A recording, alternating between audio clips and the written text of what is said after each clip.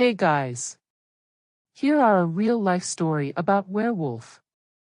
The real-life incident involving Peter Stump, also known as the Werewolf of Bedburg, including additional context, historical background, the specifics of his alleged crimes, and the broader implications of his case. The events surrounding Peter Stump occurred in the late 16th century, specifically around 1589. This period was marked by great social upheaval, religious conflicts, and widespread superstition across Europe.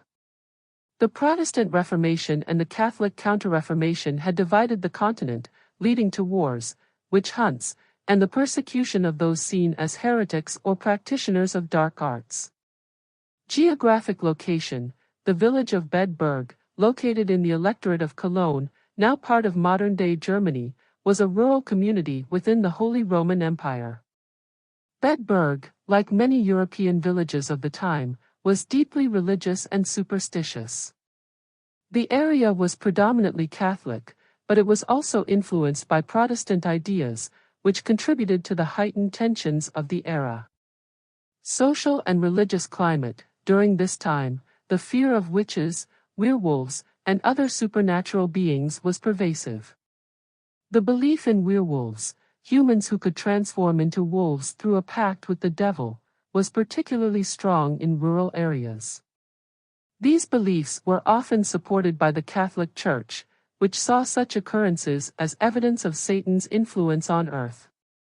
Impact of the wars: the Cologne War, 1583 to 1588, a conflict between Catholic and Protestant factions in the region, had recently ended, leaving the population exhausted and fearful.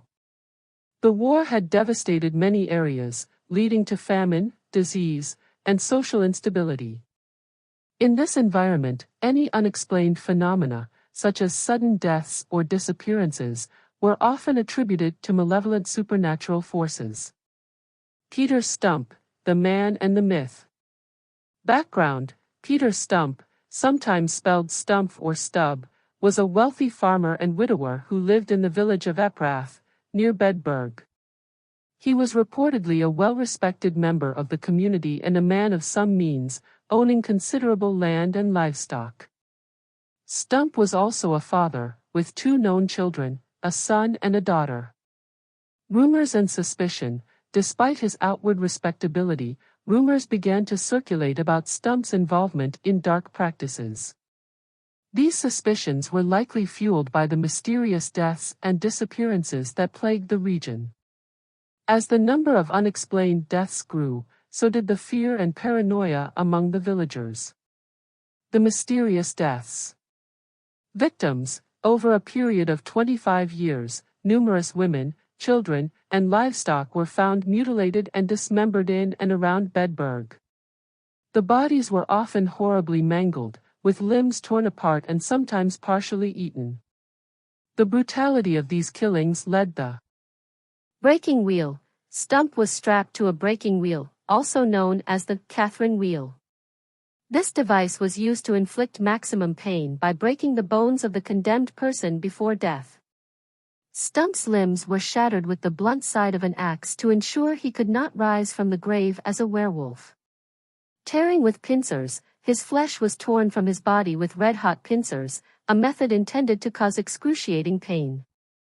Beheading and burning: after enduring these tortures, Stump was finally beheaded, and his body was burned on a pyre. Burning was a common method of disposing of those accused of witchcraft or werewolfism, as it was believed to prevent the soul from returning to haunt the living.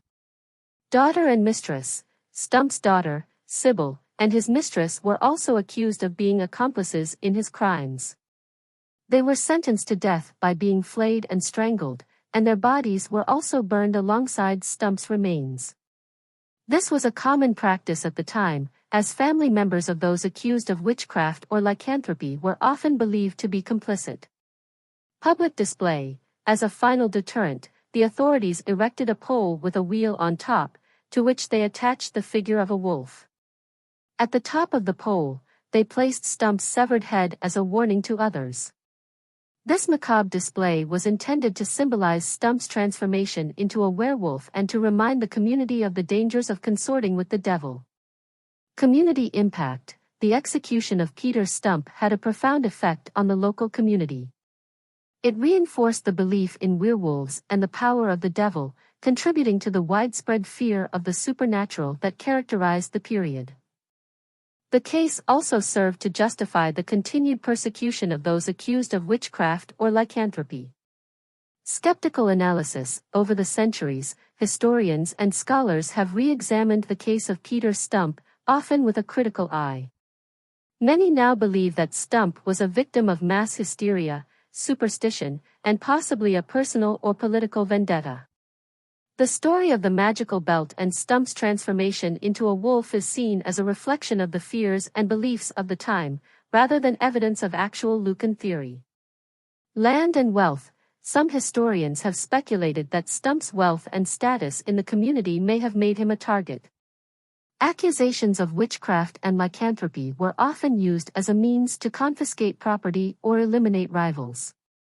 It is possible that local authorities or other influential figures sought to benefit from Stump's downfall. Religious tensions. The period of Stump's trial coincided with the aftermath of the Cologne War, a conflict fueled by religious divisions between Catholics and Protestants.